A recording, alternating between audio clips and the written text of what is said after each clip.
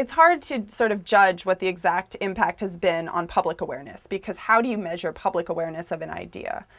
So GroundReport has certainly brought attention to a lot of issues that people otherwise never would have heard of, but it's hard to see how that translates into something at the other end. We've had a lot of nonprofits, for instance, writing under the name of their nonprofit, publish reports, and later on they were eventually able to, gain key legislation. One interesting example is my hometown of Dobbs Ferry was able to get a historical distinction from Congress for being one of the sites that George Washington visited on his campaign, and they had published, the local historian had published numerous research reports and updates proving this.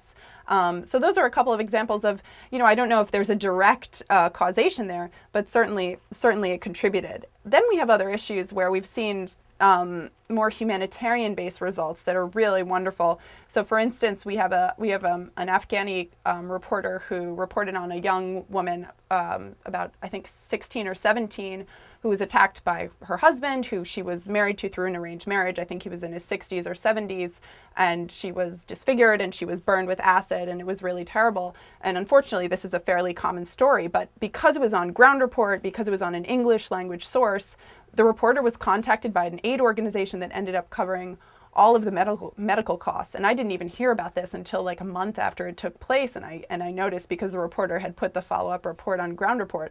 And so the other thing we do is we allow people to connect amongst themselves, and not just pushing one overall agenda, but we allow all these little connections to happen that in little ways help to improve society.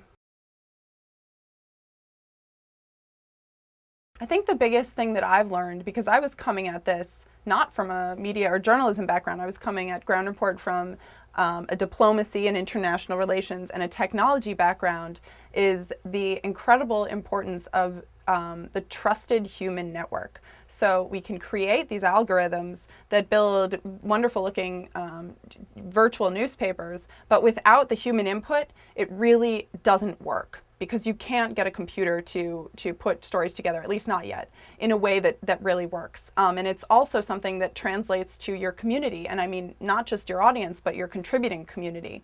So if we just, when we at GroundReport just had this algorithm that was choosing the stories and publishing, it wasn't really enough. Once we built this team of volunteer Wikipedia-style editors who could go in any piece of content, suddenly the platform felt like it was alive, and it really translated in the behavior of our contributors, who took themselves much more seriously. They realized this is an active thing, and there are people on the other end who really care about what we're doing. So I would actually take sort of the opposite slant of what so many of my peers say, and say it's the human network is so incredibly important that we need to really focus on that aspect, and also a lot of the things that go along with that, like vetting and fact checking.